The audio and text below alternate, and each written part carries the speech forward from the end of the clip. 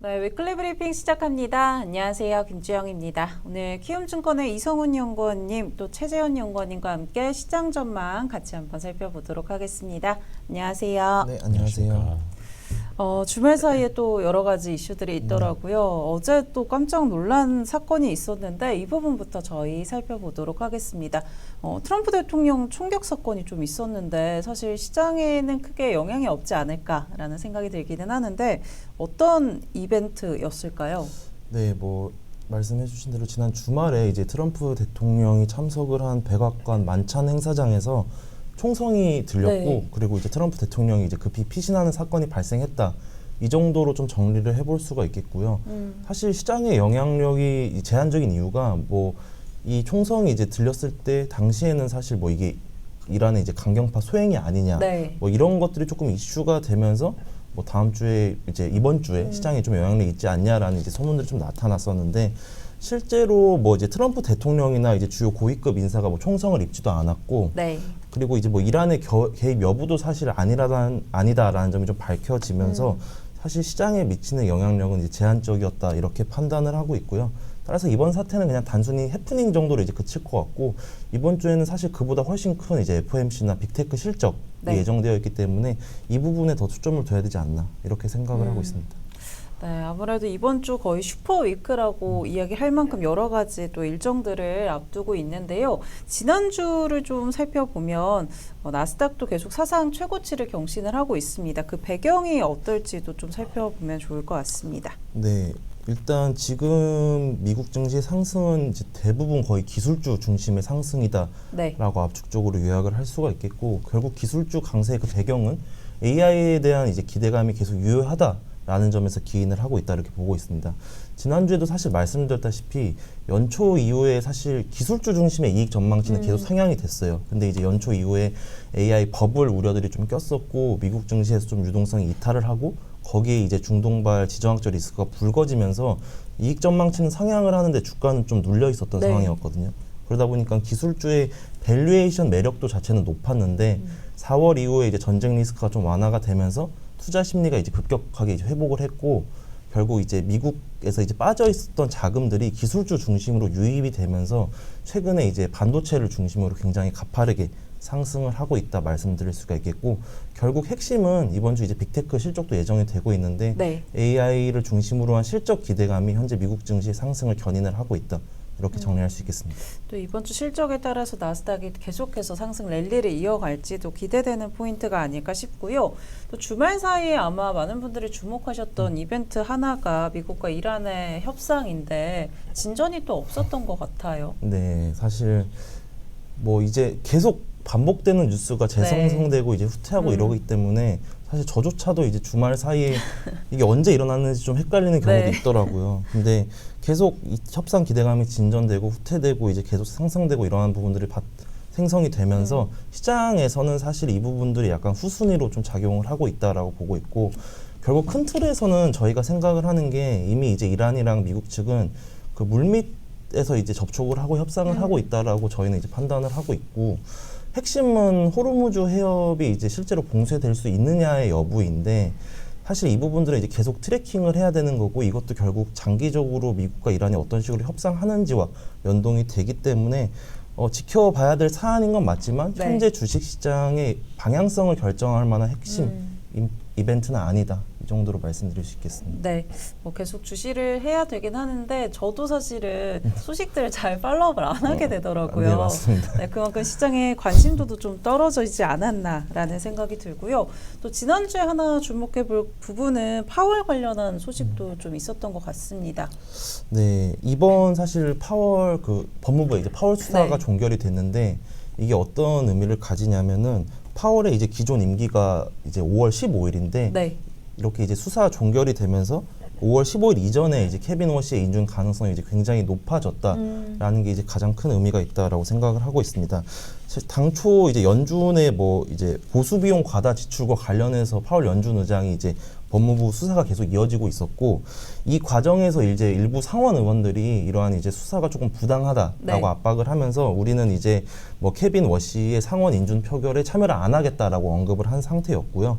근데 이제 지난주에 이제 그 파월 수사 종결이 이제 발표되면서 그러니까 이번 달 29일에 이제 케빈 워시의 인준 표결이 이제 예정이 되어 있는데 이게 이제 그대로 진행할 것이다라는 게 이제 유력해진 상황입니다. 그러다 보면은 사실 뭐 케빈 워시의 이제 차기 연준 의장 가능성이 이제 굉장히 높아진 상태다. 이렇게 말씀을 드릴 수가 있겠고요. 주식시장 입장에서는 사실 지난주에 이제 케빈 워시의 청문회도 있었는데 사실 그의 발언이 시장에 미치는 영향력이 굉장히 제한됐었습니다. 그 이유가 뭐 이런 이제 그 수사 종결과 관련된 불확실성이 있었기 때문에 시장의 영향력이 제한됐었는데 케빈 워시가 이제 연준 의장의 이제 유력해진 현 상황을 좀 감안을 해본다면 향후 이제 그의 발언이나 뭐 통화 정책과 관련된 스탠스에 그 시장에 미치는 민감도가 조금 높아질 수 있다. 이 정도 염두에 둘 필요가 있습니다. 이제 케빈 워시의 입에 좀 더 주목하지 않을까라는 생각이 들고요. 또 이번 주에 인준 표결까지 있다 보니까 정말 투자자분들은 정신없는 한 주가 아닐까라는 생각이 듭니다. 그렇다면 뭐 달러라던가 금, 유가 같은 부분들은 이번 주에 좀 어떻게 움직일까요? 네, 그 최근에 계속 그 미 이란 간의 그 갈등이 이제 상수화되고 있는 국면을 좀 맞이하고 있는 것 같습니다. 그 전에 격화되던 국면에서는 아까 말씀하신 달러도 그렇고 그리고 이제 뭐 금과 관련해서도 계속 그 시장에서 뭐 안전자산을 찾아 나서는 모습들이 나타났었는데요. 근데 4월 초 이후에 휴전 협상에 대한 얘기들이 이제 물꼬를 튼 이후부터는 그 흐름이 좀 반전되면서 금에 대해서 좀 다시 한번 강세 흐름이 나타났다가 달러도 좀 약세를 보이는 모습들이 나타났었거든요. 그동안의 흐름을 좀 반전시키는 모습이었는데 그 이후로 지금 4월 초중순 이후부터 지금까지 좀 이렇게 지지부진하게 방향성이 좀 뚜렷하지 않은 상황인 것 같습니다.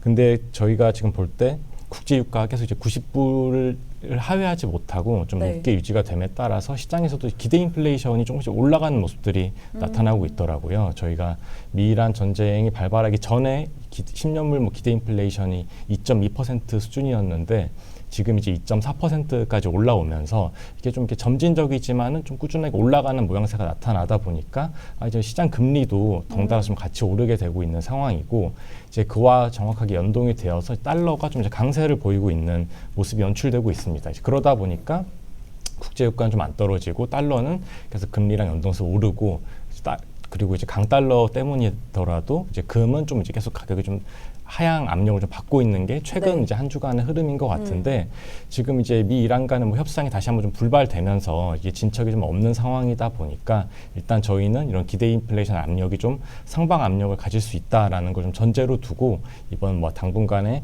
미 이란 간의 좀 호재가 저희가 금방 확인을 하지 않는다라고 하면은 계속 뭐 금의 좀 약세 그리고 달러 강세의 흐름이 당분간 좀 이어지지 않을까 이렇게 좀 생각을 하고 있습니다. 달러 강세 그리고 금은 좀 약세 흐름이 이번 주에도 이어질 수 있다라고 전망해 주셨고요.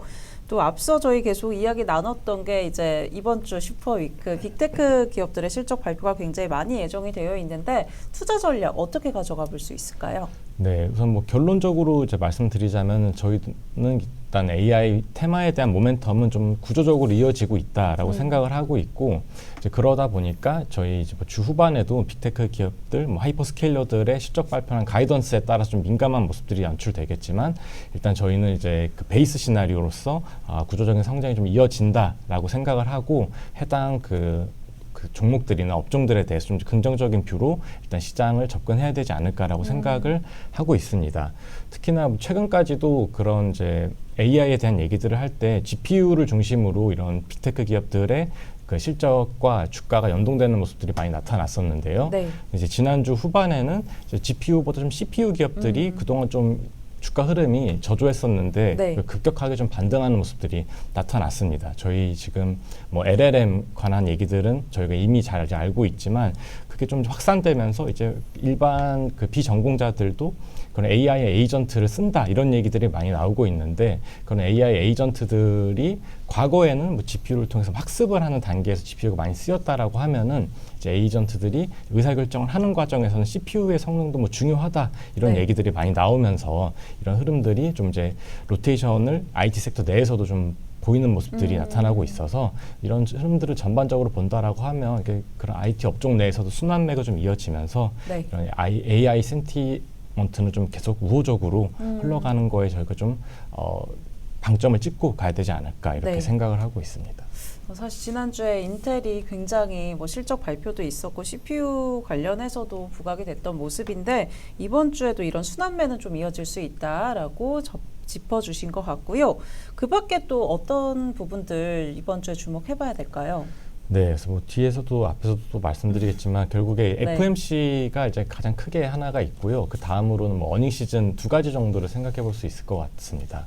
일단 미국의 이제 FOMC가 주 후반에 예정이 되어 있는데 뭐 시장 컨센서스는 뭐 금리 동결이다라고 보고 있습니다. 네. 서두에 말씀드린 것처럼 이제 인플레이션 압력이 계속 상방으로 좀 놓여 있다 보니까 뭐 금리 인하에 대한 얘기보다는 향후에 좀 금리 동결을 지금 하더라도 좀 매파적인 가이던스를 통해서 기대 인플레이션에 대한 좀 억제를 하려는 게 이번 뭐 FOMC 포인트가 아닐까라고 생각을 하고 있어서 향후에 좀 어떤 좀 정책 가이던스를 제시하는지에 좀 더 주목을 해봐야 될 것 같은 이벤트라고 볼 수가 있겠고요.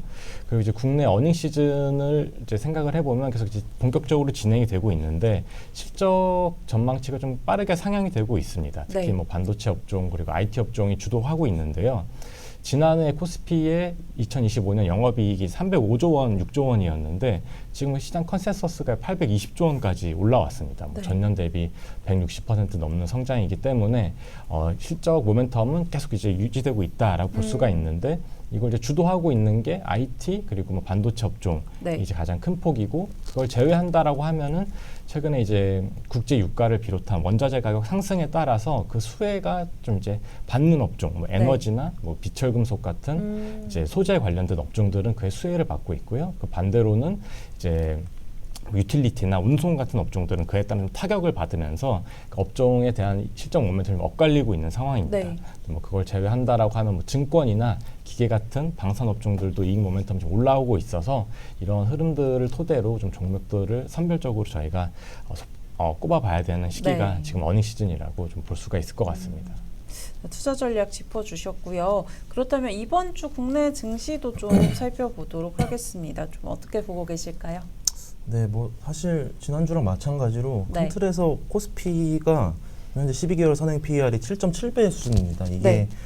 지난 이제 10년 평균치가 이제 거의 9배에서 10배 사이인 점을 감안하다면 여전히 계속 저평가 국면이 이어지고 있다라는 거고 앞서도 이제 말씀해 주셨지만 이익 전망치가 굉장히 급격하게 네. 상승을 하고 있는 현 상황에서는 코스피의 우상향 기조는 계속 지속될 것이다라고 보고 있습니다. 다만 이제 저희가 단기적으로 생각을 해볼 만한 게 4월 이후에 이제 코스피가 거의 한 30% 정도 급등을 했는데 네.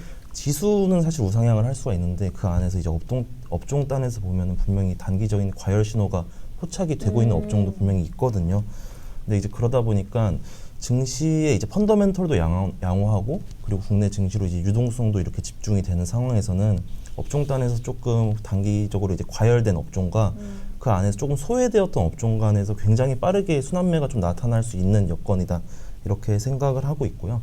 국내 증시 이제 이번 주 방향성을 놓고 보자면은 사실 주 초반에는 계속 실적 시즌이 좀 맞물리면서 그 순환매가 나타나고 국내 네. 지수 자체는 이제 우상향 기조가 나타날 수 있는데 한국 시간 기준으로 이제 목요일에 FOMC랑 이제 빅테크 실적이 동시에 진행이 됩니다. 네. 그러다 보니까 빅테크 실적이랑 그리고 이제 FOMC를 해석을 하는 과정에서 주반에는 사실 국내 증시가 일시적으로 조금 출렁일 수 있다.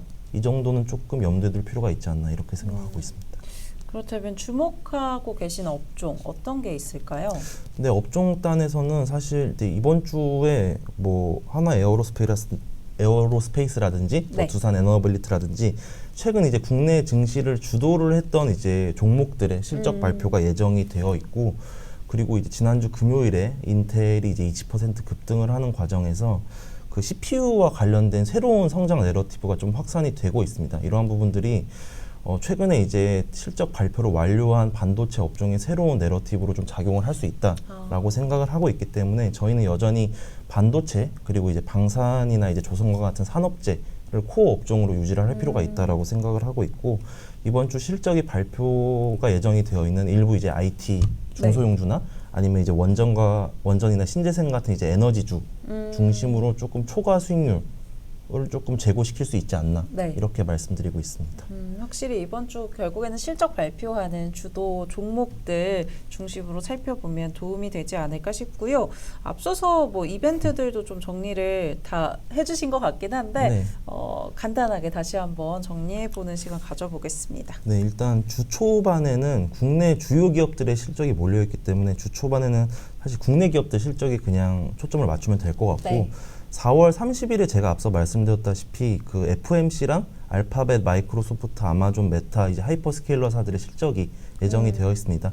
그래서 주 후반에 이제 빅테크랑 FMC 회의 그리고 주 마지막 거래일에 이제 미국 ISM 제조업 PMI 네. 이 정도만 조금 확인을 하면 이번 주는 좀 대응이 가능하지 않을까 이렇게 말씀드리고 있습니다. 네, 이번 주 일정까지 정리를 해봤고요.